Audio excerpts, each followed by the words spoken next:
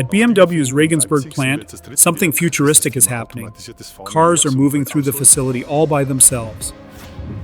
Thanks to the BMW iFACTORY initiative, automated driving inside the factory has now expanded outdoors. Since early this year, brand new BMW X1 and X2 models are driving themselves from the final assembly line, out of the building, and into the trailer yard without using the car's own sensors. Instead, an external sensor system with LiDAR technology tracks the vehicle's position, sending real-time driving instructions from the cloud. The innovation boosts factory efficiency and safety, especially with TÜV-certified systems that can stop a car instantly if needed.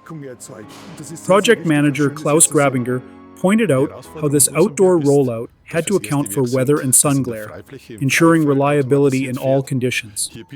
This breakthrough is not just local. BMW is preparing to roll out the technology globally. Regensburg's success is already shaping the future plant in Debrecen, Hungary. If you enjoyed this update, do not forget to like, subscribe, and hit the notification bell so you never miss the next leap in automotive innovation.